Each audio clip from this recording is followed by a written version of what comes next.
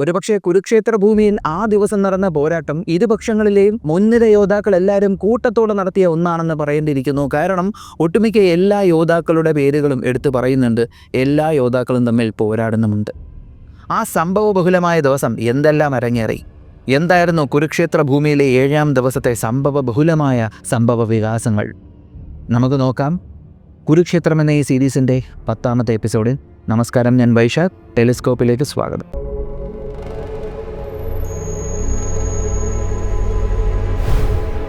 ഏഴാം ദിവസം ഏതു വിധേനയും തൻ്റെ പക്ഷത്തിലുള്ള യോദ്ധാക്കളെ അത്ര പേരെയും സംരക്ഷിക്കണം.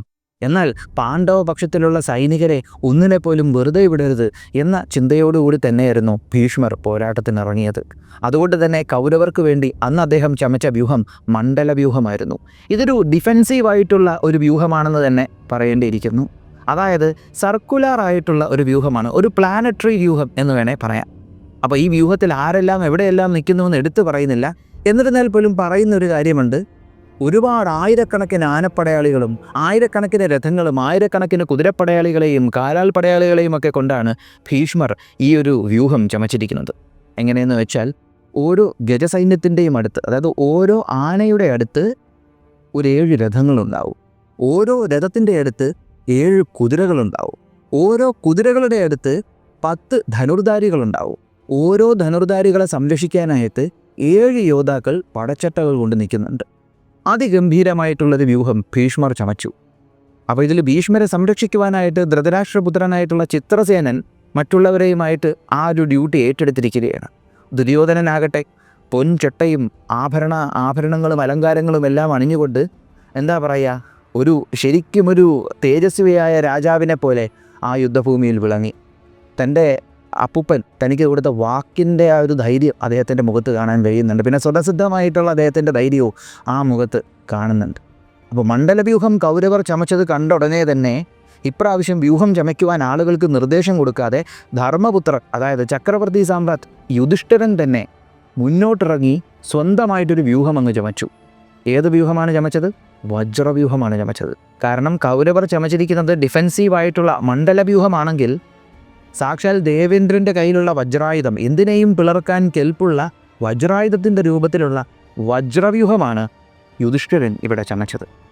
അങ്ങനെ കൂട്ടരും ശംഖുനാദം മുഴക്കി, പോർക്കാഹളം മുഴക്കി 2 വ്യൂഹങ്ങളും പരസ്പരം ലക്ഷ്യമാക്കി വരുന്നു. 2 സൈന്യങ്ങളും പരസ്പരം ലക്ഷ്യമാക്കി വരുന്നു. അതിഭയാനകമായിട്ടുള്ളൊരു പോരാട്ടം കൗരവർക്കും പാണ്ഡവർക്കും ഇടയിലുണ്ടായി. ഇവർ അടുത്തോട്ട് വരുന്ന അടുത്ത നിമിഷങ്ങളിൽ തന്നെ ആയുധങ്ങൾ കൂട്ടിമുട്ടുന്ന ആ ശബ്ദം ആകാശത്ത് മുഴുവനും പ്രകമ്പനം കൊള്ളിച്ചു. ഈ യുദ്ധം കാണുവാനായിട്ട് ദേവകളും ഋഷിമാരും സിദ്ധന്മാരും എല്ലാം ആകാശമണ്ഡലത്തിൽ വന്ന് നിൽക്കുന്നുണ്ട്. അത്രത്തോളം ഒരു പോരാട്ടം. ഈ പോരാട്ടത്തിൽ മഹാരഥന്മാരായിട്ടും മഹായോദ്ധാക്കളുമായിട്ടും നേരിടാനായിട്ട് തീരുമാനിക്കുകയാണ്, സമയം കളയാതെ.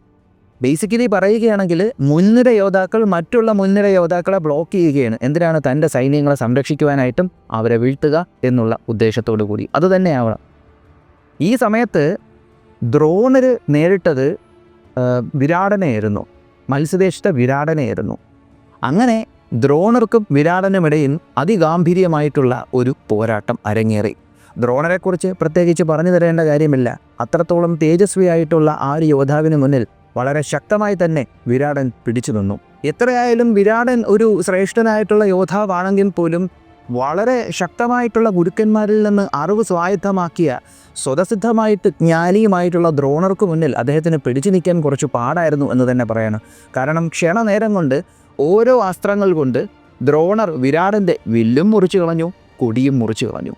ഉടനെ തന്നെ വിരാടൻ പെട്ടെന്ന് തൻ്റെ മുറിഞ്ഞ വില്ല് മാറ്റി അടുത്ത വില്ലെടുത്തിട്ട് ദ്രോണർക്കിട്ട് ഒരു 3 അസ്ത്രങ്ങൾ അയച്ചു. ദ്രോണരുടെ സാരഥിയെ 5 അസ്ത്രങ്ങൾ കൊണ്ട് പ്രഹരിച്ചു. ഒരാവശ്യമില്ലാതെ ദ്രോണരുടെ വില്ല് വന്ന് മുറിച്ചു കളഞ്ഞു. ദ്രോണരുടെ കയ്യിലിരിക്കുന്ന വില്ല് മുറിഞ്ഞു പോയപ്പോഴത്തേക്കും അത്രത്തോളം സാത്വിക ഭാവത്തിലുണ്ടായിരുന്ന ദ്രോണരുടെ കണ്ണുകൾ ജ്വലിക്കാൻ തുടങ്ങി. ചുറ്റിനും നിന്ന് കണ്ടവരെല്ലാവരും ഓഹോ എന്നും പറഞ്ഞ് ജീവനും കൊണ്ട് ഓടുകയും ചെയ്തു. കാരണം ഈ ദേഷ്യപ്പെടാത്ത ആളുകൾ ദേഷ്യപ്പെട്ടാൽ അറിയാലോ, ഈ ഒരു എപ്പിസോഡിൽ ദേഷ്യം അധികം വന്നിട്ടില്ലാത്ത ഒരാൾ ദേഷ്യപ്പെടുന്നുണ്ട്. ആ ദേഷ്യം കണ്ടിട്ട് ദേവന്മാർ പോലും സ്തുതിക്കുന്ന രീതിക്കുള്ളൊരു ഭയമായിരുന്നു. അതാരാണെന്നൊന്ന് ഗസ് ചെയ്യാമോ? മനസ്സിൽ തോന്നുന്നുണ്ടെങ്കിൽ, ആരാണെന്ന് നിങ്ങൾക്ക് ഗസ് ചെയ്യാൻ പറ്റുന്നുണ്ടെങ്കിൽ ഒന്ന് കമൻറ്റ് ചെയ്തേക്കുക. അങ്ങനെ ദ്രോണർക്ക് ദേഷ്യം വന്നിട്ട് ക്ഷണനേരം കൊണ്ട് ദ്രോണർ അസ്ത്രങ്ങൾ കൊണ്ട് വിരാടനെ പ്രഹരിച്ചു. വിരാടൻ തിരിച്ചും പ്രഹരിച്ചു. സമയം കളയാതെ ദ്രോണർ വിരാടൻ്റെ കുതിരകളെ യമപുരിയിലേക്ക് അയച്ചു. അങ്ങനെ കുതിരകൾ പോയി ഈ രഥമനങ്ങാത്തൊരവസ്ഥയിലോട്ടായപ്പോഴത്തേക്കും ഉടനെ തന്നെ വിരാടൻ്റെ പുത്രനായിട്ടുള്ള ശംഖൻ അവിടെ എത്തി. ചാടി വിരാടൻ ശംഖൻ്റെ രഥത്തിൽ കയറി രണ്ടുപേരും കൂടെ ഒരുമിച്ചായി ആക്രമണം. ഇത് ദ്രോണർക്ക് സഹിക്കാവുന്നതിനും അപ്പുറമായിരുന്നു. അങ്ങനെ ദ്രോണര് ഇവരെ രണ്ടുപേരെയും അസ്ത്രങ്ങൾ കൊണ്ട് പ്രഹരിക്കാൻ ഒരുങ്ങി. ഇവർക്ക് ഭയമായി തുടങ്ങി എന്ത് സംഭവിക്കുമെന്ന്. പക്ഷേ ഭയക്കാൻ നേരമില്ല. ഇവർ രണ്ടുപേരും കൂടെ ഒരുമിച്ച് പോരാടിക്കൊണ്ടിരുന്ന സമയത്ത് വിരാടൻ്റെ പുത്രൻ ശംഖനും നല്ലതുപോലെ പോരാടുന്നു. അങ്ങനെ പെട്ടെന്ന് ദ്രോണരുടെ വില്ലിൽ നിന്ന് വന്നൊരു അസ്ത്രം വാക്കല്ലാതെ എങ്ങോട്ടോ കയറിപ്പോകുന്നത് വിരാടൻ ശ്രദ്ധിച്ചു. വിരാടൻ നോക്കി നിൽക്കവേ ദ്രോണർ എയ്തൊരു അസ്ത്രം വിരാടൻ്റെ പുത്രൻ്റെ നെഞ്ചിൽ കൂടെ കയറി പിറക്കോട്ടങ്ങ് പോയി. നിശ്ചലമായ വിരാടൻ്റെ പുത്രൻ കയ്യിൽ നിന്ന് വില്ലും പോയി, അസ്ത്രവും പോയി, രഥത്തിൽ നിന്ന് നിലത്ത് വീണു. അപ്പോഴാണ് വിരാടൻ മനസ്സിലാക്കുന്നത് ഈ പോരാട്ടം നടത്തുന്നതിനിടയിൽ ദ്രോണാചാര്യർ വിരാടൻ്റെ പുത്രനായിട്ടുള്ള ശംഖനെ വധിച്ചുവെന്ന്. ഇത് കണ്ടിട്ട് ഭയവും ദേഷ്യവും വന്ന വിരാടൻ എത്രയും പെട്ടെന്ന് അവിടെ നിന്ന് പോവേണ്ടി വന്നു. കാരണം ഇല്ലെങ്കിൽ അവിടെ ദ്രോണർ വിരാടനെ തീർത്തേനെ. എന്നാൽ ഈ സമയത്ത് മഹാരഥി അർജുനനെ ആയിരക്കണക്കിന് രാജാക്കന്മാർ വളഞ്ഞു. പൊതുവേ ഓരോ ദിവസത്തിലും ഓരോ മൈൻഡ് സെറ്റിലായിരിക്കും അർജുനൻ. കഴിഞ്ഞ യുദ്ധങ്ങളിലെല്ലാം ചിലതിൽ നമ്മൾ കണ്ടതാണോ എനിക്ക് യുദ്ധം ചെയ്യാൻ വയ്യ എന്നുള്ള മൂഡിലായിരിക്കും. ചില സമയത്ത് നല്ലപോലെ പോരാടും. പക്ഷേ ഇന്ന് എന്ത് പറ്റിയെന്നറിയത്തില്ല, നല്ല ഉശിരോടുകൂടിയാണ് അർജുനൻ നിൽക്കുന്നത്. അർജുനൻ ശ്രീകൃഷ്ണസ്വാമിയോട് പറഞ്ഞു, ഇവരെല്ലാവരും ദുര്യോധനൻ്റെ പക്ഷം ചേർന്ന ആളുകളാണ്. ഇവരെല്ലാവരും എന്നെ ആക്രമിക്കാൻ വന്നതാണ്. അങ്ങ് നോക്കി നിൽക്കവേ എല്ലാ എണ്ണത്തിനെയും ഞാനിന്ന് ഇവിടെ നിന്ന് പറപ്പിക്കുന്നതായിരിക്കും. അതുകൊണ്ട് അവരുടെ അടുത്തോട്ട് തന്നെ എന്നെ കൊണ്ടുപോകൂ മാധവ എന്ന് ശ്രീകൃഷ്ണസ്വാമിയോട് അർജുനൻ പറഞ്ഞു. ശ്രീകൃഷ്ണൻ ഉടനെ ഹാപ്പി ആയിട്ട് തന്നെ രഥം മുന്നോട്ട് തെളിച്ചു. അങ്ങനെ അർജുനൻ ചുറ്റിലും നോക്കി. ആയിരക്കണക്കിന് രാജാക്കന്മാർ, ഓരോ ആളുകളുടെ കയ്യിൽ വില്ലുകളുണ്ടായിരുന്നു, ഓരോ ആളുകളുടെ കയ്യിൽ വേലുണ്ടായിരുന്നു, കുന്തമുണ്ടായിരുന്നു, ഗദയുണ്ടായിരുന്നു, ഇരുമ്പുലൊക്കെ ഉണ്ടായിരുന്നു. അങ്ങനെ എല്ലാവരും എന്തിനും തയ്യാറായി നിൽക്കുന്നു. ഉടനെ തന്നെ ക്രോധത്തോടുകൂടി അർജുനൻ എല്ലാവരെയും അസ്ത്രങ്ങൾ കൊണ്ട് പ്രഹരിക്കാൻ തുടങ്ങി. അവർ തിരിച്ചും അർജുനന് നേരെ അസ്ത്രങ്ങൾ അയച്ചു. അർജുനന് സവ്യസാചി എന്നൊരു പേരുണ്ടല്ലോ, അതായത് രണ്ട് കയ്യിലും ആയുധങ്ങൾ ഒരുപോലെ വഴങ്ങും. അങ്ങനെ ഒരു കയ്യിൽ നിന്ന് വില്ല് ചുഴറ്റി മറ്റൊരു കയ്യിലേക്ക് വെച്ചിട്ട് അസ്ത്രങ്ങൾ അങ്ങോട്ട് ചെയ്യുന്നു, ഇടം കയ്യിൽ നിന്ന് വില്ല് ചുഴറ്റി വലം കയ്യിലേക്ക് വെച്ച് അസ്ത്രങ്ങൾ അങ്ങോട്ട് ചെയ്യുന്നു. അങ്ങനെ ഈ രാജാക്കന്മാരുള്ള സ്ഥലങ്ങളിലോട്ടെല്ലാം അർജുനൻ അസ്ത്രങ്ങൾ ചെയ്തുകൊണ്ടിരിക്കുന്നു.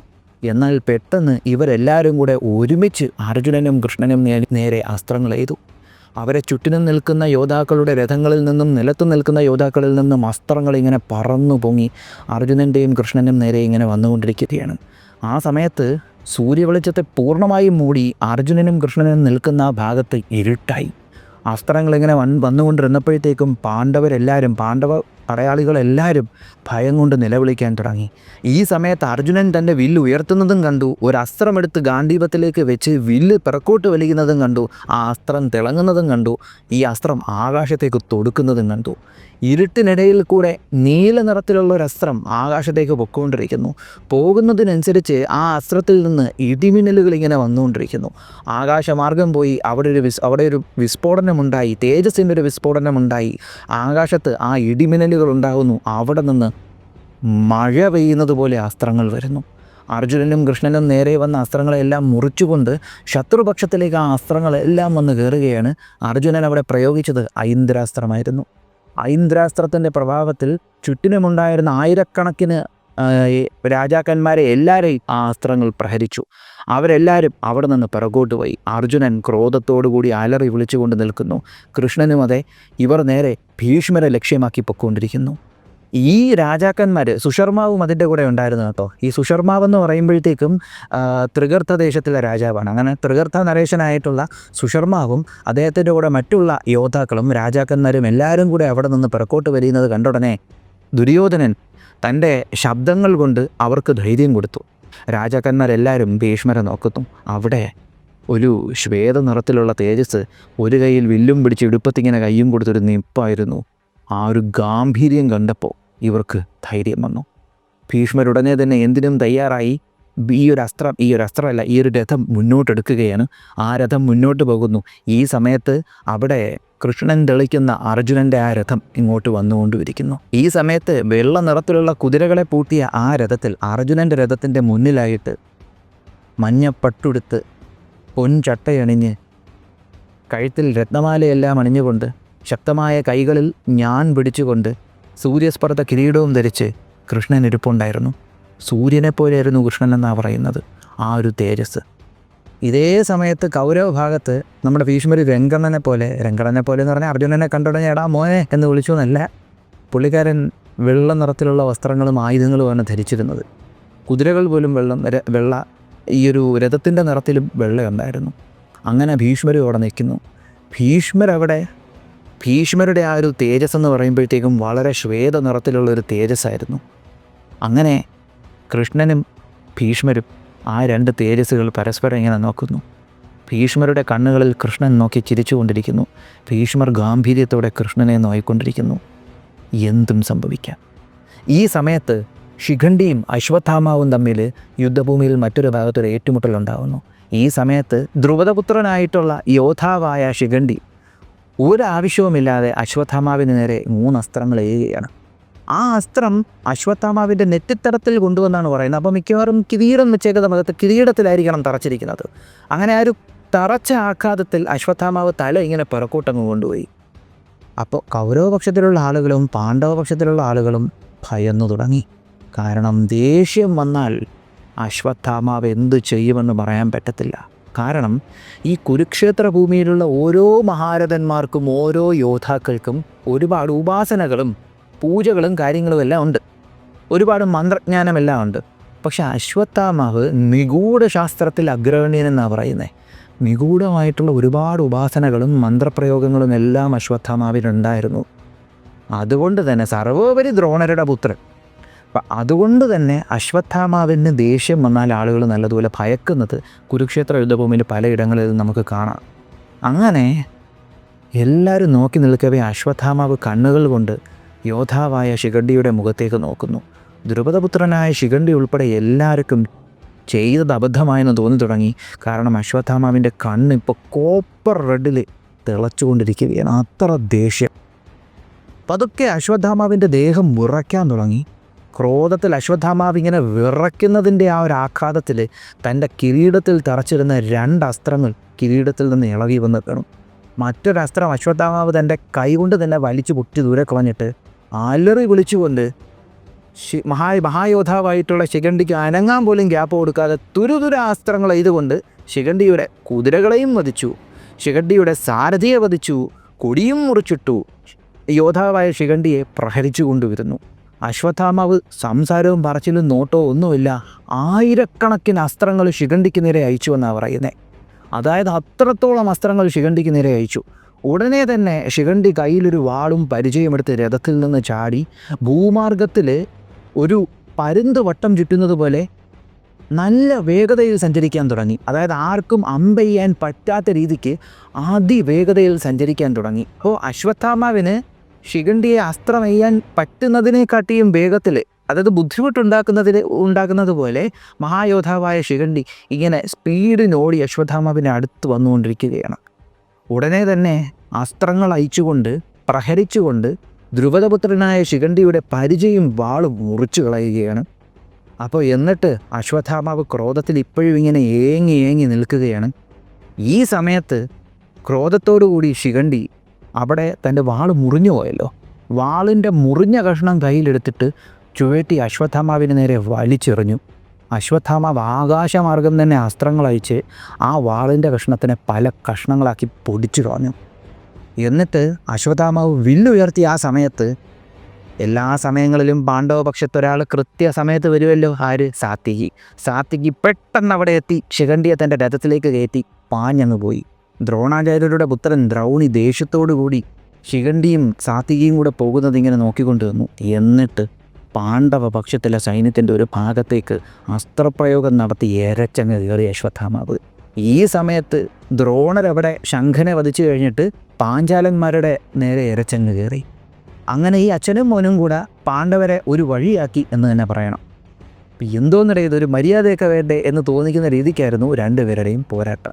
ഈ സമയത്ത് സാത്വികി ദ്രുപദപുത്രനായ ശിഖണ്ഡിയും കൊണ്ടിങ്ങനെ പൊക്കൊണ്ടിരിക്കുകയല്ലേ, ഉടനെ അവിടെ എത്തി ആര്? അലംബുഷൻ എന്ന രാക്ഷസൻ. അങ്ങനെ സാത്വികിയും അലംബുഷനും പോരാടിക്കൊണ്ടിരുന്ന സമയത്ത് അലംബുഷൻ അതിവിദഗ്ധമായി സാത്വികിയുടെ നേരെ ദേഹത്തേക്ക് അസ്ത്രങ്ങൾ എയ്ത് കയറ്റി. അതുപോലെ സാത്വികിയുടെ വില്ലും അങ്ങ് മുറിച്ചു കളഞ്ഞു. അപ്പോൾ വില്ല് മുറിഞ്ഞത് കണ്ടപ്പോഴത്തേക്ക് സാത്വികയ്ക്ക് ഭയങ്കര ദേഷ്യം വന്നു. എന്നാൽ ഗ്യാപ്പ് കൊടുത്തില്ല. അലംബുഷൻ അങ്ങോട്ട് മായാപ്രയോഗം തുടങ്ങി. മായാപ്രയോഗം വെച്ചിട്ട് സാത്വികിക്ക് നേരെ എല്ലാ ഭാഗത്തു നിന്നും അസ്ത്രങ്ങൾ അങ്ങ് അയക്കാൻ തുടങ്ങി. അപ്പോൾ ഇത് കണ്ടിട്ട് സാത്വികി വെയിറ്റ് ചെയ്ത് നിന്നില്ല. ഉടനെ തന്നെ സാത്വികി മുറിഞ്ഞു പോയതിൻ്റെ വില്ലെടുത്ത് മാറ്റിയിട്ട് ശക്തമായ മറ്റൊരു വില്ലെടുത്തു. ആ വില്ലിൽ ഒരു അസ്ത്രമെടുത്ത് വെച്ചിട്ട് സാത്വികി മന്ത്രജപം തുടങ്ങി. അതെ, സാത്വികി ദിവ്യാസ്ത്ര പ്രയോഗം നടത്താൻ പോവുകയാണ്. മന്ത്രജപം തുടങ്ങിയപ്പോൾ സാത്വികിയുടെ കയ്യിലുള്ള ആ ഒരു അസ്ത്രം നീല നിറത്തിൽ തിളങ്ങാൻ തുടങ്ങി. സാത്വികി ആ അസ്ത്രം പൂർണ്ണമായും തൻ്റെ വില്ലിൽ വെച്ച് കുലച്ചപ്പോഴത്തേക്കും ആ അസ്ത്രത്തിനൊരു രൂപമാറ്റവും സംഭവിച്ചു. അങ്ങനെ സാത്വികി അവിടെ ഐന്ദ്രാസ്ത്രം പ്രയോഗിച്ചു. അർജുനൻ്റെ ശിഷ്യനാണല്ലോ സാത്വികി. അപ്പോൾ അർജുനനിൽ നിന്ന് സാത്വികി പഠിച്ച് സ്വായത്തമാക്കി എടുത്തതാണ് ഈ ഐന്ദ്രാസ്ത്രം എന്ന് പറയുന്നത്. അങ്ങനെ അർജുനനിൽ നിന്ന് പഠിച്ചെടുത്ത ആ ഐന്ദ്രാസ്ത്രം സാത്വികി അവിടെ പ്രയോഗിച്ചു. അങ്ങനെ സാത്വികിയുടെ ഈ ഒരു പ്രകടനം കണ്ടുടനെ തന്നെ അലംബുഷൻ വെറുതെ തടി കേടാക്കണ്ട എന്നുള്ളതുകൊണ്ട് അവിടെ നിന്ന് എന്താ പറയുക ഒന്ന് പിറക്കോട്ട് വലിഞ്ഞു. അങ്ങനെ സാത്വികി മറ്റുള്ളവരുമായി പോരാടിക്കൊണ്ടിരുന്ന ഈ പ്രകടനം നടന്ന ആ സമയത്ത് സർവ്വസൈന്യാധിപനായ ദൃഷ്ടദ്യുമ്നനും, അതായത് പാണ്ഡവരുടെ സർവ്വസൈന്യാധിപനായ ദൃഷ്ടദ്യുമ്നനും കൗരവരുടെ രാജാവുമായിട്ടുള്ള ദുര്യോധനനും തമ്മിലൊരു ഏറ്റുമുട്ടലുണ്ടായി. ദുര്യോധനൻ കയ്യിൽ ഒരു ശക്തമായ വില്ലാണ് ഏന്തിയിരുന്നത്. ദുര്യോധനനും ദൃഷ്ടദ്യുമ്നനും അസ്ത്രങ്ങൾ കൊണ്ടൊരു പ്രശ്നോത്തരി അവിടെ നടത്തി എന്ന് വേണം പറയാൻ. ഈ സമയത്ത് ദൃഷ്ടദ്യുമ്നൻ തൻ്റെ കൈവേഗത്തിൽ അസ്ത്രങ്ങൾ കൊണ്ട് ദുര്യോധനനെ മൂടാനൊരുങ്ങി. എന്നാൽ ദുര്യോധനൻ്റെ മുഖത്തൊരൽപ്പം ഭയം പോലും കണ്ടില്ല. അതിവിദഗ്ധമായി ദുര്യോധനൻ അതിൽ നിന്നെല്ലാം ഒഴിഞ്ഞു മാറിയിട്ട് 90 അസ്ത്രങ്ങളാണ് തിരിച്ച് ഒന്നിനു പിറകെ ഒന്നായിട്ട് തുരുതുര ചെയ്ത് ഈ ദൃഷ്ടദ്യുമ്നനെ മൂടിയത്. ദൃഷ്ടദ്യുമ്നൻ അതിൽ നിന്ന് ഒഴിഞ്ഞു മാറി. പക്ഷേ ഈ ഒരു പ്രകടനം കണ്ടിട്ട് ദേഷ്യം വന്നു. രണ്ടുപേരും ദേഷ്യം നല്ലതുപോലെ വരുത്താൻ കഴിവുള്ള ആളുകളാണ്. അപ്പോൾ ക്രോധത്തോടു കൂടി അങ്ങോട്ട് അസ്ത്രങ്ങൾ എഴുതുകൊണ്ടിരുന്ന ഈ ഒരു ഗ്യാപ്പിൽ ദൃഷ്ടദ്യുമ്നൻ അതിവിദഗ്ധമായിട്ട് അസ്ത്രങ്ങൾ ചെയ്ത് ദുര്യോധനൻ്റെ കുതിരകളെ യമപുരിയിലേക്ക് അയച്ചു. എന്നാൽ കുതിരകൾ ഇപ്പോൾ ഇല്ല എന്നും പറഞ്ഞ് ചിന്തിച്ചുകൊണ്ടൊന്നും നിന്നില്ല ദുര്യോധനൻ. ഉടനെ തന്നെ തൻ്റെ വില്ല് അങ്ങോട്ടേക്ക് മാറ്റി കയ്യിലൊരു ഉടവാളെടുത്തുകൊണ്ട് രഥത്തിൽ നിന്ന് മലക്കം മറിഞ്ഞ് നിലത്തേക്ക് ചാടിയിറങ്ങി. അപ്പോൾ ക്രോധത്തോടു കൂടി വാളും കയ്യിൽ പിടിച്ചുകൊണ്ട് അലറി വിളിച്ചുകൊണ്ട് ദൃഷ്ടദ്യുമ്നന് നേരെ ദുര്യോധനൻ ഓടിപ്പോയിക്കൊണ്ടിരിക്കുകയാണ്. ഈ സമയത്ത് മറ്റൊരു രഥം അവിടെ വന്ന് കയറി. ശകുനിയായിരുന്നു. നമ്മുടെ പുത്ര എന്നും പറഞ്ഞ ആ രഥത്തിലേക്ക് വലിച്ചങ്ങ് കയറ്റി ദുര്യോധനനെ. ദുര്യോധനൻ ക്രോധത്തിൽ അപ്പോഴും ജ്വലിച്ചുകൊണ്ട് നിൽക്കുകയായിരുന്നു. അവിടെ നിന്ന് ശകുനി ദുര്യോധനനെ മറ്റൊരു സ്ഥലത്തേക്ക് കൊണ്ടുപോയി. ഈ സമയത്ത് കൃതവർമാവ്, അപ്പം നിങ്ങൾ ഒരുപാട് സ്ഥലങ്ങളിൽ കൃതവർമാവ് എന്നീ പേര് കേട്ടിട്ടുണ്ടാവും. ഈ കൃതവർമാവ് എന്ന് പറയുന്നത് യാദവ പക്ഷത്തിലുള്ള ഒരാളായിരുന്നു. പുള്ളിക്കാരൻ കൗരവരുടെ കൂടെ നിന്നാ പോരാടിയെ. അങ്ങനെ യാദവ പക്ഷത്തിലുണ്ടായിരുന്ന കൃതവർമാവ്, അതായത് കൗരവ പക്ഷത്തു നിന്ന് പോരാടുന്ന കൃതവർമാവ് ഭീമസേനനുമായി പോരാടാൻ തുടങ്ങി. ഭീമസേനനെ കണ്ടുടനെ തന്നെ സംസാരവും ബഹളമൊന്നുമില്ല, തുരുതുര അസ്ത്രങ്ങൾ ചെയ്തുകൊണ്ട് ഭീമനെ പ്രഹരിക്കാനൊരുങ്ങി. എന്നാൽ ഇതിന് മറുപടിയായിട്ട് ഭീമൻ അട്ടഹസിക്കുകയാണ് ചെയ്തത്. എന്നിട്ട് തുരുതുര അസ്ത്രങ്ങൾ ചെയ്തുകൊണ്ട് തൻ്റെ കൈവേഗവും കയ്യൂക്കും കൊണ്ടിട്ട് ഈ ഒരു കൃതവർമാവിൻ്റെ കുതിരകളെ വധിച്ചു, സാരഥിയെ വധിച്ചു, കൊടിയും മുറിച്ചിട്ടു. എന്നിട്ട് ഒരു ഗ്യാപ്പ് പോലും കൊടുക്കാതെ ഒന്നിനു പിറകെ ഒന്നായി അസ്ത്രങ്ങൾ ചെയ്ത് കൃതവർമാവിൻ്റെ ദേഹത്തേക്ക് കൊള്ളിച്ചു. കൃതവർമാവിൻ്റെ ദേഹം ഇപ്പോൾ ഒരുമാതിരി മുള്ളംപന്നിയെ കണക്കായി അസ്ത്രങ്ങൾ കൊണ്ടിട്ട്. ഈ സമയത്ത് ശകുനിയുടെ സഹോദരനായിട്ടുള്ള വൃഷകൻ അവിടെ വന്നിട്ട് കൃതവർമാവിനെ തൻ്റെ രഥത്തിലേക്ക് കയറ്റി അവിടെ നിന്ന് കൊണ്ടുപോവുകയുണ്ടായി. അപ്പോൾ കൃതവർമാവ് അവിടെ നിന്ന് പോയ ഉടനെ തന്നെ ഭീമസേനൻ തൻ്റെ വില്ല് അങ്ങോട്ട് മാറ്റി വെച്ചിട്ട് കാലദണ്ഡ് പോലത്തെ ഒരു ദണ്ട് കയ്യിലെടുത്തുകൊണ്ട് കൗരവപക്ഷത്തിൻ്റെ ഭാഗത്തേക്ക് ആന കരിമ്പുംകാട്ട് കയറുന്നതൊക്കെ കയറി കുറേ എണ്ണത്തിനെ അവിടെ ഇടിച്ചൊരു വഴിയാക്കുന്നുണ്ട്. ഈ സമയത്ത് വിന്ദൻ അനുവിന്ദൻ എന്നീ പറയുന്ന രണ്ടുപേര് അവന്തി ദേശത്ത് നിന്ന് വന്നിട്ടുള്ള വിന്ദൻ അനുവിന്ദൻ എന്ന് പറയുന്ന ധനുർധാരികൾ ഇരവാനുമായിട്ട് പോരാടി തുടങ്ങി. ഇരവാൻ എന്ന് പറയുന്നത് അർജുനന് നാഗരാജകുമാരിയായിട്ടുള്ള ഉലൂപിയിലുണ്ടായ പുത്രനാണ് ഇരവാൻ. അത്യാവശ്യം നല്ലൊരു യോദ്ധാവാണ്. അപ്പോൾ ഇരവാനും വിന്ദനും അരവിന്ദനും തമ്മിൽ പോരാടിക്കൊണ്ടിരിക്കുന്നു. അപ്പോൾ വിന്ദനും അരവിന്ദനും അവരവരുടെ രഥത്തിൽ നിന്നുകൊണ്ട് അർജുനപുത്രനായിട്ടുള്ള ഇരവാന് നേരെ അസ്ത്രങ്ങൾ ചെയ്തുകൊണ്ടിരിക്കുന്നു. അപ്പം നമുക്ക് അങ്ങോട്ട് പോകുമ്പോഴത്തേക്ക് നല്ല ഇടിവെട്ട് പോരാട്ടങ്ങൾ വേറെ രണ്ടെണ്ണം വരുന്നുണ്ട് ഇവിടെ. അപ്പോൾ അതിന് മുമ്പുള്ള ഈ ചെറിയ പോരാട്ടങ്ങൾ നമുക്ക് പെട്ടെന്ന് പറഞ്ഞു പോവാം. അപ്പോൾ ഇരവാനെ അനുവിന്ദനും വിന്ദനും നല്ലതുപോലെ പ്രഹരിച്ചു തുടങ്ങിയപ്പോൾ ഉടനെ തന്നെ ഇരവാൻ അവർക്ക് നേരെ അസ്ത്രങ്ങൾ ചെയ്തുകൊണ്ട് അനുവിന്ദൻ്റെ വില്ലും മുറിച്ചു കളഞ്ഞു, കുതിരകളെയും വധിച്ചു കളഞ്ഞു. എന്നാൽ ഉടനെ തന്നെ വിന്ദൻ അവിടെ എത്തി. വിന്ദൻ്റെ രഥത്തിലേക്ക് അനുവിന്ദൻ ചാടിക്കയറി. അങ്ങനെ വിന്ദനും അനുവിന്ദനും കൂടെ ഒരു രഥത്തിൽ നിന്നുകൊണ്ട് ഇരവാനെ ആക്രമിച്ചു കൊണ്ടിരുന്നു. ഈ സമയത്ത് ഇരവാനും അതുപോലെ തന്നെ പോരാടി. കൃത്യസമയം മനസ്സിലാക്കി ഇരവാൻ വിന്ദൻ്റെയും അനുവിന്ദൻ്റെയും സാരഥിയെ വധിച്ചു കളഞ്ഞു. അങ്ങനെ ഉടനെ തന്നെ കുതിരകളെ തെളിക്കാൻ ആളില്ലാത്തത് കൊണ്ട് തന്നെ ഈ കുതിരകൾ എങ്ങോട്ടൊക്കെയോ എന്താ പറയുക, ഒരു കൺട്രോൾ ഇല്ലാത്ത ഈ രഥം ഒന്ന് പോയി. അപ്പോൾ ഇവരിങ്ങനെ അമ്പും കൊണ്ടിങ്ങനെ നിൽക്കുന്നു, കുതിരകൾ ഏതോ വഴിക്ക് രഥവും വലിച്ചുകൊണ്ട് പോകുന്നു. ഇരവാൻ അമ്പ് ചെയ്യാൻ നിന്നപ്പോൾ എവിടെ കൂണ് എന്നും പറഞ്ഞ് നേരെ കൗരവന്മാർക്ക് നേരെ പിന്നീട് ഇരവാൻ അവിടെ നിന്നുകൊണ്ട് അസ്ത്രം ചെയ്തു തുടങ്ങി. അപ്പോൾ ഉടനെ തന്നെ ഈ സമയത്ത് മറ്റൊരു പോരാട്ടം അവിടെ ഇറങ്ങിയിരുന്നുണ്ടായിരുന്നു. ആ പോരാട്ടത്തിൽ ഭീമാകാരമായ ഒരു ആനയുടെ ചിഹ്നം വിളിയാണ് കേൾക്കാൻ കഴിയുന്നത്. അവിടെ ഉണ്ടായിരുന്ന ആനകളെക്കാട്ടിയും രൂപത്തിലും അതുപോലെ തന്നെ ശക്തിയിലും വലിപ്പമുള്ള ഒരു ആന. ആ ആന ദൂരത്ത് നിൽക്കുമ്പോൾ തന്നെ എല്ലാവർക്കും കാണാൻ പറ്റുന്നുണ്ട്. ഭഗദത്തൻ, പ്രാഗ്ജ്യോതിഷ രാജാവായ ഭഗദത്തൻ്റെ ആനയായ സുപ്രതീകമായിരുന്നു അത്. അപ്പോൾ 1000 ആനകളുടെ ശക്തിയുള്ള സുപ്രതീകൻ എന്ന ഈ ആന തൻ്റെ തുമ്പിക്കൈ കൊണ്ടും കാലുകൾ കൊണ്ടും പാണ്ഡവ പക്ഷത്തിലുള്ള പോരാളികളെയും യോദ്ധാക്കളെയും എല്ലാം ഇടിച്ചു തെറിപ്പിച്ചുകൊണ്ടിരിക്കുകയാണ്. ആനപ്പുറത്തിരുന്നു കൊണ്ട് വളരെ എക്സ്പേർട്ടായിട്ട് ഭഗദത്തൻ അവിടെ കാണുന്ന അത്തര പാണ്ഡവ യോദ്ധാക്കളെയും ആക്രമിച്ചു കൊണ്ടിരിക്കുന്നു. ആനയെ ആക്രമിക്കുന്നു, ഭഗദത്തൻ അസ്ത്രം ചെയ്യുന്നു. അപ്പോൾ സഹിക്കാൻ പറ്റുന്നതിൻ്റെ അപ്പുറമായപ്പോൾ പാണ്ഡവ പക്ഷത്തിലെ യോദ്ധാക്കളെല്ലാവരും പേടിച്ചോടിയപ്പോൾ അവർക്ക് ശരണാഗതി കൊടുക്കാനായിട്ട് അവിടെ ഭീമാകാരമായിട്ടുള്ളൊരു രഥം ഉണ്ടായിരുന്നു. ആ രഥത്തിലുണ്ടായിരുന്നത് ഒരു രാക്ഷസനായിരുന്നു, സാക്ഷാൽ ഘടോൽകചൻ തൻ്റെ രാക്ഷസീയമായിട്ടുള്ള ആ ഒരു ശക്തിയിൽ തൻ്റെ കയ്യിൽ അതിഭയാനകമായ വില്ലുമേന്തിക്കൊണ്ട് അവിടെ ഇങ്ങനെ നിൽക്കുകയാണ്. പാണ്ഡവ പക്ഷത്തിലെ യോദ്ധാക്കൾ ജയ് വിളിച്ചുവെങ്കിലും അധിക നേരം നിന്നില്ല. കാരണം അതിഭയാനകമായിട്ടുള്ളൊരു പോരാട്ടമായിരുന്നു ഭഗദത്തൻ അവിടെ കാഴ്ചവെച്ചത്. ഭഗദത്തൻ തുരുതുരാ അസ്ത്രങ്ങൾ എയ്തുകൊണ്ട് ഘടോൽകചനെ മൂടി. ഘടോൽകചൻ്റെ ദേഹം പിളർന്നു എന്ന് തന്നെ പറയേണ്ടിയിരിക്കണം. ആ രീതിക്ക് അസ്ത്രങ്ങൾ ഭഗദത്തൻ എയ്തുകൊണ്ടിരിക്കുന്നു. എന്നാൽ സ്വതസിദ്ധമായിട്ടുള്ള ഒരു രാക്ഷസൻ്റെ ശക്തി ഉള്ളത് കൊണ്ട് തന്നെ ഘടോൽകചന് വലിയ എഫക്റ്റൊന്നും ആദ്യം ഉണ്ടായില്ല. ഘടോൽകചൻ തിരിച്ചും ഭഗദത്തനെ പ്രഹരിക്കാൻ ഒരുങ്ങി. എന്നാൽ ഈ സമയത്ത് എല്ലാവരെയും അത്ഭുതപ്പെടുത്തുന്ന ഒരു കാര്യം ഭഗദത്തൻ കാണിച്ചു. ഭഗദത്തൻ ഒന്നിനു പിന്നാലെ ഒന്നായിട്ട് 14 വേലുകൾ ആനപ്പുറത്ത് നിന്നുകൊണ്ട് ഘടോൽകചന് നേരെ വലിച്ചു എറിഞ്ഞു വിട്ടുകൊണ്ടിരുന്നു. കയ്യൂക്കൊന്ന് ആലോചിച്ച് നോക്കണം, 14 വേലുകളാണ് എറിഞ്ഞു വിട്ടുകൊണ്ടിരിക്കുന്നത്. ഘടോൽകചൻ ആ 14 വേലുകളെയും മുറിച്ചു കളഞ്ഞു. എന്നിട്ട് വീണ്ടും ഭഗദത്തന് നേരെ അസ്ത്രങ്ങൾ അയച്ചു. ഭഗദത്തൻ ഒരുമാതിരി ഘടോൽകചനെ കളിയാക്കുന്ന കണക്ക് ഒന്ന് അട്ടഹസിച്ചു. എന്തോന്ന് അസ്ത്രവേലടായത്, ഇതാണോ നിൻ്റെ അസ്ത്രമേല്?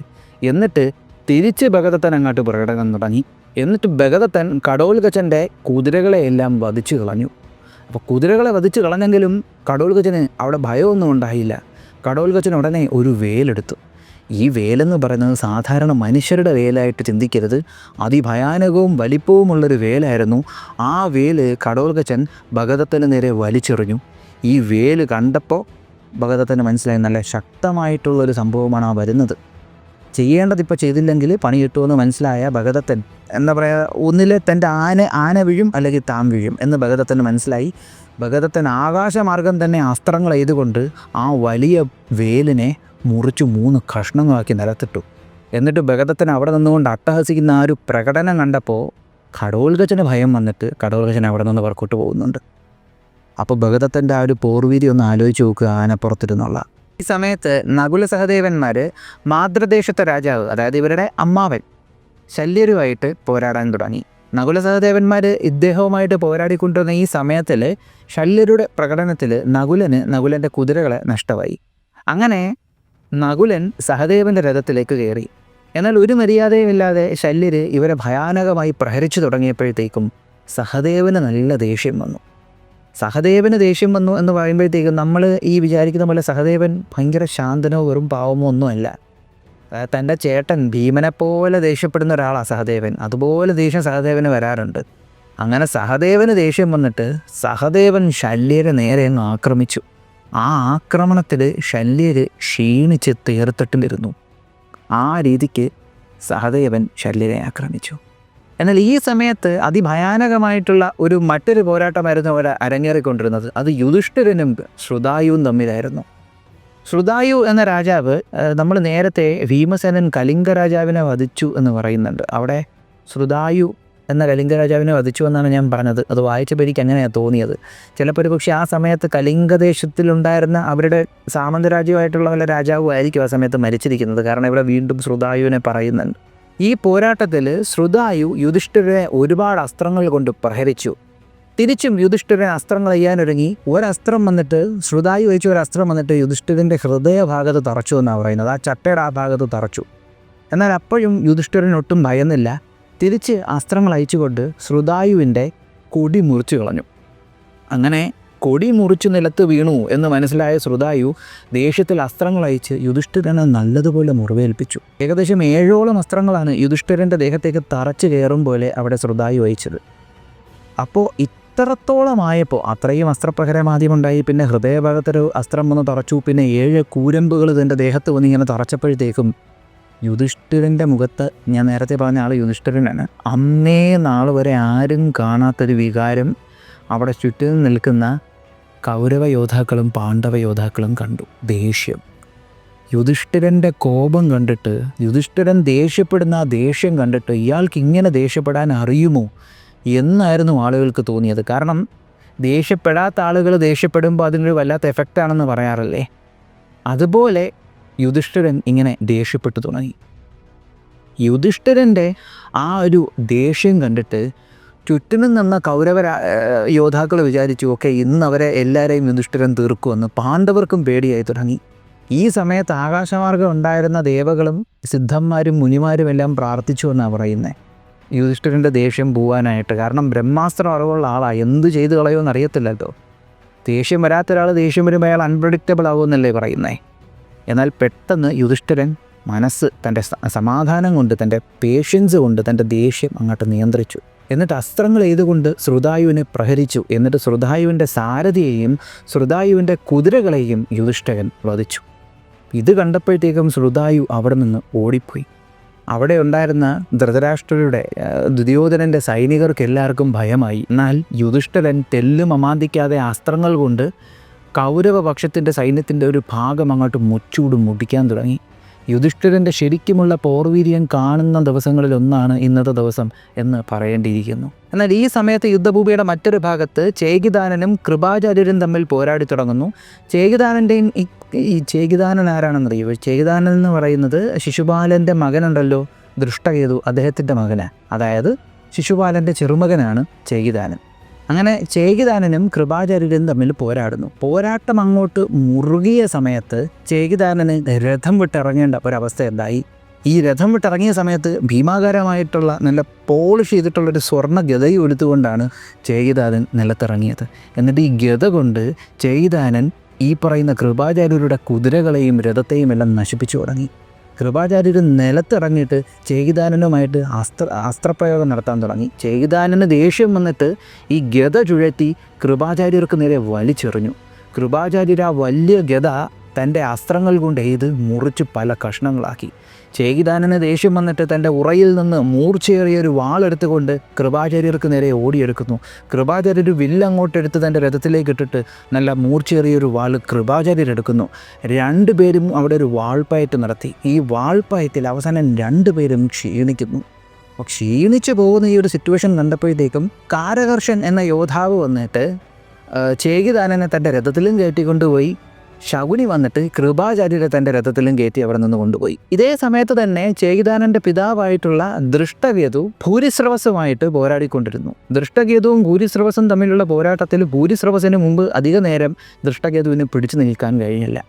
തൻ്റെ രഥം നഷ്ടപ്പെട്ട ഒരു സിറ്റുവേഷൻ വന്ന സമയത്ത് ഉപപാണ്ഡവരിൽ ഒരാളായിട്ടുള്ള ശതാനികൻ്റെ രഥത്തിൽ ദൃഷ്ടകേതു കയറി അവിടെ നിന്ന് പോയി.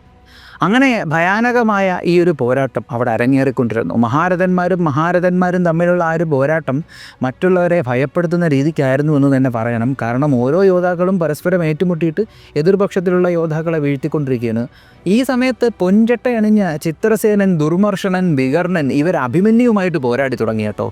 ആ പോരാട്ടം അങ്ങോട്ട് കൊടുമ്പിരി കൊണ്ട ആ സമയത്ത് അഭിമന്യു അവരെ നല്ലതുപോലെ പ്രഹരിച്ചതിന് ശേഷം 3 പേരെയും തട്ടും എന്നുള്ളൊരവസ്ഥയിലെത്തി. അവർക്ക് നേരെ അസ്ത്രം ഓങ്ങിയപ്പോൾ ഭീമൻ്റെ പ്രതിജ്ഞ ഓർമ്മ വന്നു. 100 കൗരവരെയും ഭീമൻ തീർക്കും എന്നുള്ള ഭീമൻ്റെ പ്രതിജ്ഞ ഓർമ്മ വന്നുടനെ തന്നെ അഭിമന്യു തൻ്റെ വില്ല് താഴ്ത്തി. എന്നാൽ അഭിമന്യു ഒറ്റയ്ക്ക്, ചുറ്റിനും ഒരുപാട് യോദ്ധാക്കളും മഹായോദ്ധാക്കളും മഹാരഥന്മാരും ഒക്കെ നിൽക്കുന്നത് കണ്ട അർജുനൻ ഉടനെ കൃഷ്ണനോട് പറഞ്ഞു, മാധവ, രഥം നേരെ അങ്ങോട്ടേക്ക് വിട്ടാലും അവിടെ ഒരുപാട് ശക്തരായിട്ടുള്ള മഹായോദ്ധാക്കളുണ്ട്, അവരിൽ നിന്നെല്ലാം എനിക്കെൻ്റെ പടയാളികളെയും രക്ഷിക്കണം എന്ന് പറഞ്ഞു. അങ്ങനെ കൃഷ്ണൻ അതിവിദഗ്ധമായി രഥം അങ്ങോട്ടേക്ക് തെളിച്ചു.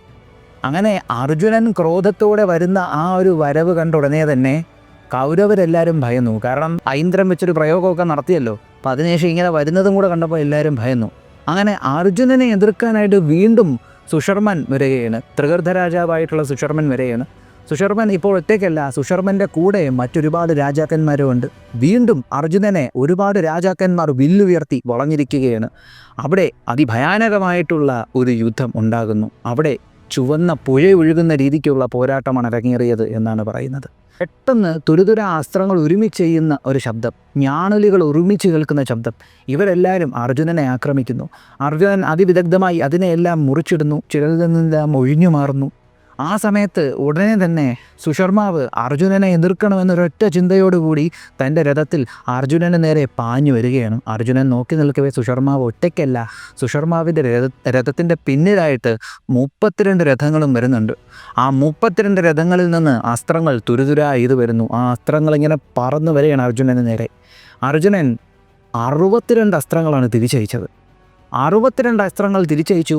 ആ അസ്ത്രങ്ങൾ പാഞ്ഞു ചെന്ന് സുശർമാവിൻ്റെ പിന്നിൽ അണിനിരുന്ന അത്രത്തോളം ശക്തമായിട്ടുള്ള ആ ഒരു രഥസൈന്യത്തിനെ പൂർണ്ണമായും അങ്ങ് നശിപ്പിക്കുകയാണ്. എന്നിട്ടും സുശർമാവ് ഭയക്കുന്നില്ല. എന്തും വരട്ടെ എന്നുള്ളൊരു ചിന്തയോടുകൂടി സുശർമാവ് നേരെ അർജുനന് നേരെ വന്നുകൊണ്ടിരിക്കുകയാണ്. എന്നാൽ ഈ സമയത്ത് അർജുനൻ്റെ രഥത്തിനെ സംരക്ഷിക്കുക എന്ന ഉദ്ദേശത്തോടു കൂടി മഹായോദ്ധാവായിട്ടുള്ള ശിഖണ്ഡി അവിടെ എത്തി. അങ്ങനെ ശിഖണ്ഡി അർജുനൻ്റെ രഥത്തിനെ സംരക്ഷിക്കുന്നു. അർജുനൻ തൻ്റെ ഗാണ്ഡീപം കൊണ്ട് മുന്നിൽ കാണുന്ന എല്ലാവരെയും ആക്രമിക്കുകയാണ്. അർജുനൻ അതൊറ്റ ലക്ഷ്യം ഇന്ന് ഭീഷ്മരാണ്. ഭീഷ്മർക്ക് നേരെ അർജുനൻ പാഞ്ഞെടുത്തുകൊണ്ടിരിക്കുന്നു. ആ സമയത്ത് അവിടെ ദുര്യോധനനും അതുപോലെ തന്നെ ജയദ്രഥനും എത്തി. കുറച്ചു നേരം അവരെയും അർജുനൻ ആക്രമിച്ചു. എന്നിട്ട് അവരെ ഇഗ്നോർ ചെയ്തിട്ട് ഈ പറയുന്ന ഇദ്ദേഹത്തിൻ്റെ അടുത്തേക്ക് പൊയ്ക്കൊണ്ടിരിക്കുകയാണ്, ഭീഷ്മരുടെ അടുത്തേക്ക് പൊയ്ക്കൊണ്ടിരിക്കുകയാണ്. ഈ സമയത്ത് പഞ്ചപാണ്ഡവർ ഒരുമിച്ച് വരുന്ന ഒരു സംഭവം നമ്മൾ ഇപ്പോഴാണല്ലേ കാണുന്നത്. ഇത്രയും നേരം അവർ പലയിടത്ത് നിന്നുകൊണ്ടാണ് പോരാടിക്കൊണ്ടിരുന്നത്. ഇപ്പോൾ പഞ്ചപാണ്ഡവർ ഒരുമിച്ച് വരാൻ പോവുക.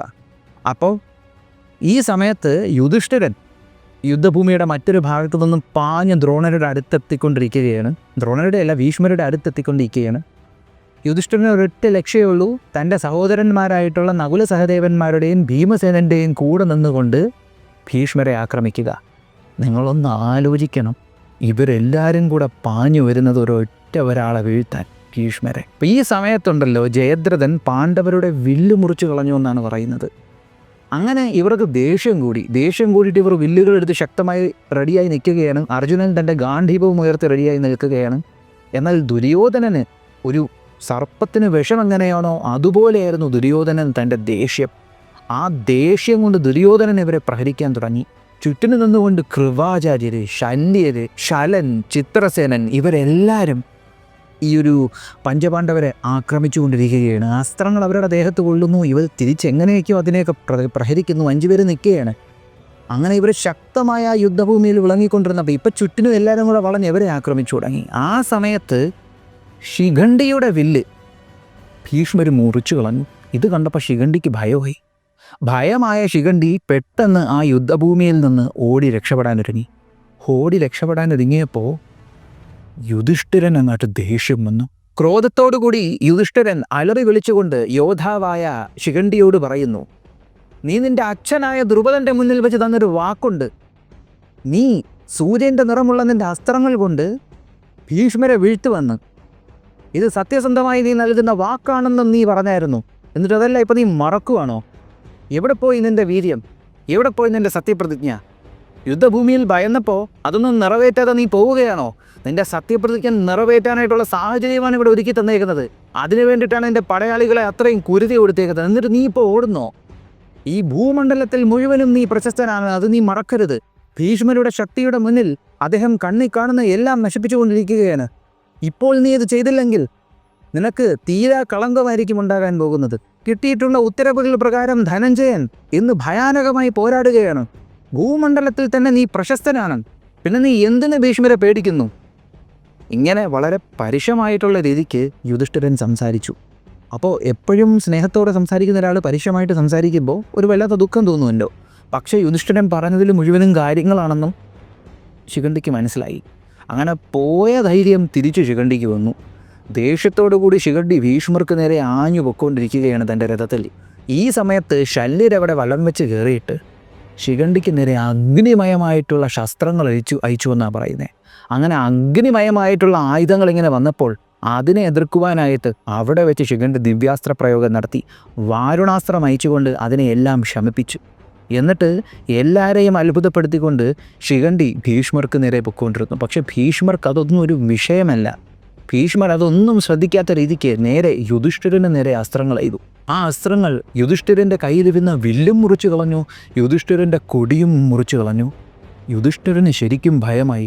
തൻ്റെ ജ്യേഷ്ഠനായ യുധിഷ്ഠിരൻ്റെ മുഖത്ത് ഭയം വരുന്നത് കണ്ടപ്പോൾ അവിടെ ഒരാൾക്ക് പൊള്ളി. ആർക്ക്? ഭീമന്. ഭീമൻ ഉടനെ തൻ്റെ കയ്യിലിരുന്ന വില്ല് അങ്ങോട്ട് മാറ്റിയിട്ടിട്ട് യവനൊക്കെ ഇത് എന്താ കാണിക്കുന്നത് എന്നുള്ളൊരു ലാഘവത്തിൽ തൻ്റെ ഗദയും എടുത്തുകൊണ്ട് രഥത്തുനിന്ന് താഴോട്ടിറങ്ങി. എന്നിട്ട് നേരെ കണ്ണി കണ്ടത് ജയദ്രഥൻ. നീ വില്ല് കുറിക്കുമല്ലേടാ എന്നും പറഞ്ഞ് നേരെ ജയദ്രഥൻ്റെ നേരെ ഓടിപ്പൊക്കൊണ്ടിരിക്കുകയാണ്. രഥത്തിലല്ല, നിലത്തിറങ്ങിയിട്ട്. ഗദയും കൊണ്ട് ഭീമൻ ഇങ്ങനെ ഓടി വന്ന ഉടനെ ജയദ്രഥൻ ഭീമന് നേരെ 100 കണക്കിന് അമ്പുകൾ അയക്കുകയാണ്.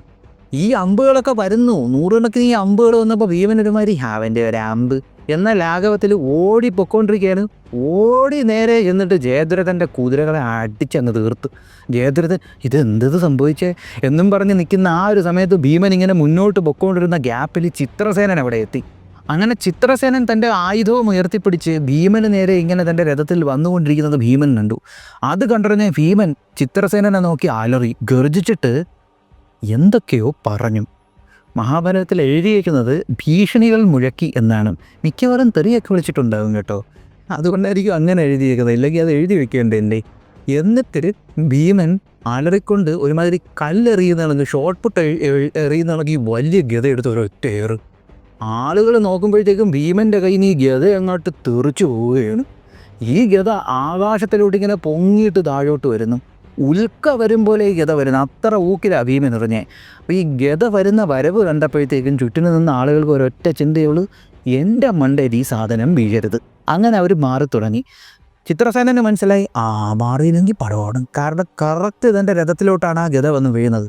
ചിത്രസേനൻ ഒരു നല്ല തികഞ്ഞ യോദ്ധാവിനെ പോലെ ആ ഒരു രഥത്തിൽ നിന്നും മലക്കം മറിഞ്ഞ് നിലത്തേക്ക് ചാടി ഇറങ്ങി ആ ഗ്യാപ്പിൽ ഈ ഗത വന്ന് ഈ രഥത്തിൽ വീണ് ആ രഥം അങ്ങോട്ട് തകർന്നു. രഥം തകർന്നു എന്ന് മാത്രമല്ല, കുതിരയും സാരഥിയും നേരെ പരലോകത്തോട്ട് പോയി. കാരണം അത്ര ഊക്കിലാണ് ആ ഗത വന്ന് വീണത്. എന്നാൽ എന്തിനും തയ്യാറായി ചിത്രസേനൻ അവിടെ നിന്നപ്പോൾ അനിയൻ്റെ തല സംരക്ഷിക്കാൻ വികർണൻ അവിടെ വന്നിട്ട് ചിത്രസേനനെ രഥത്തിൽ കയറ്റിക്കൊണ്ടങ്ങ് പോയി. ഈ സമയത്ത് ഭീഷ്മർ അവിടെ ഒരു ഗംഭീര പ്രകടനം കാഴ്ചവെച്ചു. ഭീഷ്മർ യുധിഷ്ഠിരനെ അങ്ങോട്ട് ആക്രമിക്കാൻ തുടങ്ങി. യുധിഷ്ഠിരനും ഭീഷ്മരുമായിട്ടുള്ളൊരു പോരാട്ടം തുടങ്ങിയപ്പോൾ പാണ്ഡവപക്ഷത്തിലുള്ള ആളുകളൊക്കെ വിചാരിച്ചു, ഓഹോ യുധിഷ്ഠിരൻ മരണത്തിൻ്റെ വായിക്കാത്തായെന്ന്. അങ്ങനെ പോരാടിക്കൊണ്ടിരുന്ന സമയത്ത് യുധിഷ്ഠിരൻ്റെ കൂടെ നകുല സഹദേവന്മാരും കൂടെ വന്നു. ഇവർ 3 പേരും കൂടെ ഭീഷ്മരുമായിട്ട് പോരാടിക്കൊണ്ടിരിക്കുകയാണ്. അങ്ങനെ നകുല സഹദേവന്മാരും യുധിഷ്ഠിരനും കൂടെ നിന്നുകൊണ്ട് ഭീഷ്മരെ ആക്രമിക്കുന്ന സമയത്ത് എണ്ണിയാലൊടുങ്ങാത്ത അസ്ത്രങ്ങൾ യുധിഷ്ഠിരൻ അങ്ങോട്ടേക്ക് അയച്ചു. അപ്പോൾ ഈ അസ്ത്രങ്ങളെല്ലാം വരുന്നത് കണ്ടിട്ട് ഭീഷ്മരൊന്ന് ചിരിച്ചു. എത്ര അസ്ത്രങ്ങളുണ്ടോ കറക്റ്റ് അതേ എമൗണ്ട് ഓഫ് അസ്ത്രങ്ങൾ തന്നെ ഭീഷ്മർ തിരിച്ചു അയച്ചു. ആ അസ്ത്രങ്ങളെല്ലാം ആകാശമാർഗം വെച്ച് തന്നെ ഭീഷ്മർ മുറിച്ചിട്ടു. എന്നിട്ട് തൻ്റെ രഥത്തിൽ ഒരു വെള്ള തേജസ് നിൽക്കുന്നത് പോലെ ഭീഷ്മർ നിൽക്കുന്നു. ഭീഷ്മർ എന്നിട്ട് ആ രഥം വട്ടം ചുറ്റിച്ചെല്ലാം ഇവരെ ആക്രമിക്കുകയാണ്. ഉടനെ വീണ്ടും അസ്ത്രങ്ങൾ അയക്കുന്നു. അധിക സമയം കളയാതെ ഭീഷ്മർ പെട്ടെന്ന് തന്നെ യുധിഷ്ഠിരന് നേരെ അസ്ത്രങ്ങൾ അയച്ച ആ ഒരു സമയത്ത് യുധിഷ്ഠിരൻ നല്ല ശക്തിയുള്ള ഒരു ഇരുമ്പസ്ത്രം ഭീഷ്മർക്ക് നേരെ അയച്ചു. ഭീഷ്മർ വളരെ മൂർച്ചയേറിയ ക്ഷുരപ്രം എന്ന് പറയുന്ന അസ്ത്രം കൊണ്ട് ആ ഇരുമ്പസ്ത്രത്തിൻ്റെ നടുക്കൂടെ കയറി ഇറങ്ങി അതിനെ 2 കഷ്ണമാക്കി മുറിച്ചു നിട്ടു. അപ്പോൾ ഇത് യുധിഷ്ഠിരൻ കണ്ടു. യുധിഷ്ഠിരൻ വീണ്ടും വില്ലുയർത്താൻ ഒരുങ്ങിയപ്പോഴത്തേക്കും യുധിഷ്ഠിരൻ്റെ കുതിരകളെ ഭീഷ്മർ കാലപുരിയിലേക്ക് അയച്ചു. യുധിഷ്ഠിരൻ ഉടനെ തൻ്റെ രഥത്തിൽ നിന്ന് നകുലൻ്റെ രഥത്തിലേക്ക് കയറി. എന്നിട്ട് ഇവരെല്ലാവരും കൂടെ ഒരുമിച്ച് ഭീഷ്മരെ ആക്രമിച്ചു. ഭീഷ്മർ ശരവർഷം കൊണ്ട് നകുല സഹദേവന്മാരെ പ്രഹരിക്കുന്നത് കണ്ടതോടുകൂടി യുധിഷ്ഠിരന് ദേഷ്യമായി. ഏതു വിധേനയും ഭീഷ്മരെ വീഴ്ത്തിയാൽ മതി എന്നൊരു ചിന്തയായി യുധിഷ്ഠിരൻ ഉടനെ തൻ്റെ കൂടെ ഉണ്ടായിരുന്ന രാജാക്കന്മാരെ വിളിച്ചു. രാജാക്കന്മാരെ, വീരന്മാരെ, എനിക്ക് പ്രിയപ്പെട്ടവരെ, എന്നെ പിന്തുടരുന്നവരെ, എല്ലാവരും ഒരുമിച്ച് ചേർന്നുകൊണ്ട് ശാന്തനുപുത്രനായ ഭീഷ്മരെ ആക്രമിച്ചാലും ഇന്ന് അദ്ദേഹത്തെ വീഴ്ത്തണം എന്നായിരുന്നു പറഞ്ഞത്. അങ്ങനെ ഇവരെല്ലാവരും കൂടെ ഒരുമിച്ച് ഭീഷ്മരെ ആക്രമിക്കാനൊരുങ്ങി. അങ്ങനെ യുധിഷ്ഠിരൻ്റെ ആജ്ഞപ്രകാരം എണ്ണമറ്റ രഥങ്ങൾ ഭീഷ്മരെ വളഞ്ഞു. ഭീഷ്മരിങ്ങനെ നോക്കി നിൽക്കവേ എല്ലാ രഥങ്ങളും തനിക്ക് നേരെ അസ്ത്രങ്ങൾ ഓങ്ങി നിൽക്കുന്നു. തന്നെ തീർക്കണമെന്ന ഒറ്റ ചിന്ത. ഭീഷ്മരിങ്ങനെ ഒന്ന് ചിരിച്ചിട്ട് ഇത്രയും നിന്നെക്കൊണ്ട് കഴിഞ്ഞോളോ എന്ന് ചിന്തിച്ചിട്ട് വൃദ്ധനായിട്ടുള്ള ആ സിംഹം തൻ്റെ മീശയൊന്ന് പിരിച്ചു. എന്നിട്ട് വീണ്ടും തൻ്റെ വില്ലെടുത്തിട്ട് അസ്ത്രപ്രയോഗം അങ്ങോട്ട് തുടങ്ങി. ഭീഷ്മരുടെ രഥം അവിടെ വന്ന രാജാക്കന്മാർ നിർമ്മിച്ച വ്യൂഹത്തിൻ്റെ കറക്റ്റ് മർമ്മഭാഗം പിളർന്ന് വ്യൂഹത്തിനുള്ളിൽ കയറി വളഞ്ഞു തിരിഞ്ഞു പോവുകയാണ്. ആ സ്ഥലത്തെല്ലാം ഭീഷ്മർ തൻ്റെ കയ്യൂക്കുകൾ കൊണ്ട് ചുറ്റിനും അസ്ത്രങ്ങൾ എയ്യുന്നു. ആ വ്യൂഹത്തിനുള്ളിലെ രാജാക്കന്മാരെ എല്ലാം പിളർക്കുന്നു. എങ്ങനെയെന്ന് വെച്ചാൽ ഒരു സിംഹം മാനുകൾക്കിടയിൽ കയറുന്നത് പോലെയായിരുന്നു. ഭീഷ്മരുടെ അലറുന്നുണ്ട്. ഭീഷ്മരുടെ അലർച്ച കേട്ടിട്ട് കുറേ എണ്ണം പേടിച്ച് തെക്ക് വടക്കനാ ഓടുന്നുണ്ട്.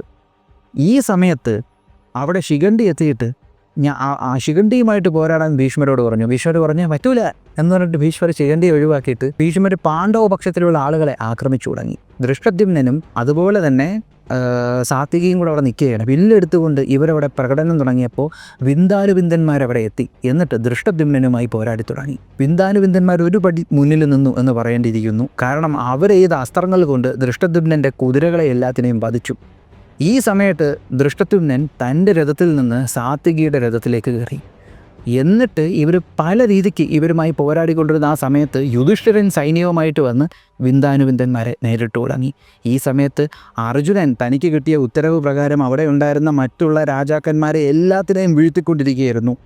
ദ്രോണര് മറ്റൊരു സ്ഥലത്ത് നിന്നുകൊണ്ട് പാഞ്ചാലദേശത്തിനെ മുടിച്ചുകൊണ്ട് നിൽക്കുകയായിരുന്നു. അശ്വത്ഥാമാവ് പോരാടുന്ന സ്ഥലം എവിടെയാണെന്ന് വ്യക്തമായിട്ട് അറിയാൻ കഴിയുന്നുണ്ട്. അമ്മാതിരി പ്രകടനം അവിടെ അശ്വത്ഥാമാവ്. ഭീമൻ്റെ കാര്യം പറയുകയും വേണ്ട. അങ്ങനെ പോരാട്ടം അങ്ങോട്ട് മുറുകിക്കൊണ്ടിരുന്നപ്പോൾ സൂര്യാസ്തമയം ആവാറായി. സൂര്യാസ്തമയം ആയെന്ന് തന്നെ പറയുന്നു. അന്നത്തെ ദിവസം യുദ്ധം അവസാനിച്ചപ്പോൾ കൗരവരുടെയും പാണ്ഡവരുടെയും ശംഖുനാദത്തിന് പുറമേ കേട്ടൊരു ശബ്ദം ഉണ്ടായിരുന്നു. ചെന്നായ്ക്കളുടെ ഓരിയിടലായിരുന്നു. അതുപോലെ കഴുകന്മാരുടെ ചിറകടി. അതിൻ്റെ കാര്യം ഞാൻ പറയാം. അങ്ങനെ യുദ്ധം അവസാനിച്ച് ഇത് കൂട്ടരും അവരവരുടെ ക്യാമ്പുകളിലേക്ക് തിരിച്ചുപോയി. ദുര്യോധനൻ തൻ്റെ സൈന്യവും തൻ്റെ സഹോദരന്മാരുമായിട്ട് പോയി. ഭീഷ്മരും ദ്രോണരും എല്ലാവരും കൗരവപക്ഷത്തിലേക്ക് പോയി. അവർക്കിന്ന് സന്തോഷമുണ്ട്. കാരണം കഴിഞ്ഞ ദിവസങ്ങളിലെ പോലെയല്ല, ഇന്ന് കൗരവരും പാണ്ഡവരും കട്ടയ്ക്ക് കട്ട തുല്യമായിട്ടാണ് പിടിച്ചിരുന്നത്. രണ്ടു കൂട്ടരും അങ്ങോട്ടും ഇങ്ങോട്ടും ഭയാനകമായിട്ടുള്ള ആക്രമണങ്ങളാണ് നടത്തിയത്. ഭീമസേനൻ ദുര്യോധനൻ്റെ നേതൃത്വത്തിലുള്ള രഥങ്ങളെല്ലാം അടിച്ച് നശിപ്പിച്ചിട്ട് നിൽക്കുകയാണ്. അർജുനൻ സുശർമാവിൻ്റെ കൂടെ വന്നിട്ടുള്ള എല്ലാ രാജാക്കന്മാരെയും വീഴ്ത്തി. ഒന്നിനെപ്പോലും വെറുതെ വിട്ടില്ല. യുധിഷ്ഠിരൻ്റെ ക്രോധം അന്ന് ഇന്ന് യുദ്ധഭൂമി കണ്ടു. അതുപോലെ തന്നെ കൃപാചാര്യർ, ദ്രോണാചാര്യർ, ഭീഷ്മർ, ദുര്യോധനൻ അവരൊന്നും ഒട്ടും മോശമല്ലായിരുന്നു യുദ്ധഭൂമിയിൽ. ചുരുക്കി പറയുകയാണെങ്കിൽ രണ്ട് പക്ഷക്കാരും അത്യാവശ്യം സാറ്റിസ്ഫൈഡ് ആയിരുന്നു ഇന്നത്തെ യുദ്ധത്തിൽ. അത് യുദ്ധഭൂമിയിൽ കാണാനും ഉണ്ടായിരുന്നു. ഇവരെല്ലാവരും അവരവരുടെ ക്യാമ്പുകളിൽ വിശ്രമിച്ചിരുന്ന സമയത്ത് സന്തോഷത്തോടെ സന്തോഷിച്ച് ഭക്ഷണമെല്ലാം കഴിച്ച് വിശ്രമിച്ച സമയങ്ങളിൽ ഇരുട്ടിൻ്റെ സമയത്ത് ചന്ദ്രൻ്റെ വെളിച്ചത്തിൽ യുദ്ധഭൂമിയുടെ ആംബിയൻസ് വളരെ ഭയാനകമായ ഒന്നായിരുന്നു. കാരണം യുദ്ധഭൂമിയിലേക്ക് ദൂരെ നിന്ന് ചെന്നായ്ക്കൾ കൂട്ടത്തോടെ വരെയാണ്. കഴുകന്മാർ ആകാശത്തു നിന്ന് പറന്നിറങ്ങുന്നു. അത്രത്തോളം യോദ്ധാക്കളെന്ന് അവിടെ വീണു. ഇതൊന്നും പോരാഞ്ഞിട്ട് ദൂരെ നിന്ന് മലകൾ വരുന്നത് പോലെ എന്തൊക്കെയോ രൂപങ്ങൾ വരുന്നു. അന്ന് ആ യുദ്ധഭൂമിയിലേക്ക് രാക്ഷസന്മാർ വന്നു. അത്രത്തോളം യോദ്ധാക്കൾ വീണു. അന്ന് ആ ഒരു യുദ്ധഭൂമിയിൽ അത്രയും പേര് വീണതുകൊണ്ട് തന്നെ അവിടെ പ്രേതപിശാചുക്കളെ കൊണ്ട് നിറഞ്ഞേക്കുകയായിരുന്നു. അങ്ങനത്തെ ഭയാനകമായിട്ടുള്ള കുരുക്ഷേത്രത്തിലെ രാത്രിയായിരുന്നു 7-ാം ദിവസം ഉണ്ടായത്. 8-ാം ദിവസം എന്തെല്ലാം സംഭവിച്ചു കാണും അത് നമുക്ക് അടുത്ത എപ്പിസോഡിൽ കാണാം. എന്തായാലും ഇത് ഒരുപാട് പേർക്ക് ഇഷ്ടപ്പെടുന്നുണ്ട് എന്നറിഞ്ഞതിൽ ഒരുപാട് സന്തോഷം. പെട്ടെന്നിടാൻ പറയുന്നുണ്ട്. പെട്ടെന്നിട്ടാൽ നമുക്ക് ഇതെല്ലാം കൂടെ വായിച്ച് അത് എഴുതി പ്രസൻറ്റ് ചെയ്ത് റെഡിയാക്കി എടുക്കണ്ടേ. അപ്പം അതാണ് ഈ ഒരു ഡിലേ എടുക്കുന്നതിൻ്റെ കാര്യം. പിന്നെ വ്യക്തിപരമായിട്ടുള്ള ചില കാരണങ്ങളൊക്കെ ഉണ്ടാവുമല്ലോ. അപ്പം അതുകൊണ്ടാണ് ഈ ഡിലേ വരുന്നത്. മനഃപൂർവ്വം ചെയ്യുന്നതല്ല. മാക്സിമം നേരത്തെ തന്നെ ഇടാൻ ശ്രമിക്കുന്നുണ്ട്. പക്ഷേ നമ്മൾ ഇടുമ്പോഴത്തേക്കും തട്ടിക്കൂട്ടി ഇട്ടിട്ട് കാര്യമില്ലല്ലോ. അത് ഫുള്ള് വായിച്ചൊക്കെ മനസ്സിലാക്കി എടുക്കണ്ടേ. അതുകൊണ്ടാണ് ഒരു ഡിലേ. അതുകൊണ്ട് തന്നെ ആ കാര്യത്തിൽ ഒന്ന് സഹകരിക്കുക. പിന്നെ എൻ്റെ കൈ മുറിഞ്ഞ ആ ദിവസം തൊട്ട് എല്ലാവരും ചോദിക്കുന്നുണ്ട് കൈ എങ്ങനെയുണ്ടെന്ന്. അതിലും ഒരുപാട് സന്തോഷം. സ്റ്റിച്ചൊക്കെ ഇളക്കി ഉണങ്ങിയിട്ടുണ്ട്. ഇനി അതൊന്നും സെറ്റായി വരണം. അത്രയേ ഉള്ളൂ. ഇപ്പോൾ എല്ലാം ഓക്കെയാണ്. അതുപോലെ മറ്റൊരു കാര്യവും കൂടെ, അടുത്ത ഒരു ക്യാരക്ടർ അനാലിസിസ് വീഡിയോ ആയിരിക്കും കേട്ടോ ചെയ്യുന്നത്. അതിൻ്റെ തൊട്ടടുത്ത് തന്നെ കുരുക്ഷേത്രത്തിൻ്റെ എപ്പിസോഡും ചെയ്യും. ഓക്കെ, അത് ഒട്ടും ഡിലേ വരുത്തത്തില്ല. ഈ ഒരു ക്യാരക്ടർ അനാലിസിസ് എപ്പിസോഡ് വന്ന ഉടനെ തന്നെ കുരുക്ഷേത്രത്തിൻ്റെ 11-ാമത്തെ എപ്പിസോഡും വരും. അപ്പോൾ ഈ ഒരു വീഡിയോ നിങ്ങൾക്ക് ഇഷ്ടമായെന്ന് വിശ്വസിക്കുന്നു. നിങ്ങളുടെ അഭിപ്രായങ്ങളൊന്ന് കമൻറ്റ് ചെയ്തേക്കുക. നമ്മുടെ ചാനലിലേക്ക് നിങ്ങൾ ആദ്യമായിട്ടാണ് വരുന്നതെങ്കിലൊന്ന് സബ്സ്ക്രൈബ് ചെയ്തേക്കുക. നമ്മുടെ ചാനലിലെ കണ്ടൻറ്റുകൾ നിങ്ങൾക്ക് ഇഷ്ടപ്പെടുന്നുണ്ടെങ്കിൽ നിങ്ങളുടെ ബന്ധുമിത്രാദികൾക്കും പറ്റുമെങ്കിൽ ശത്രുക്കൾക്കും ഒന്ന് അയച്ചു കൊടുക്കുക. മറ്റൊരു വീഡിയോയിൽ മറ്റൊരു കണ്ടൻറ്റുമായി കാണുന്നതുവരെ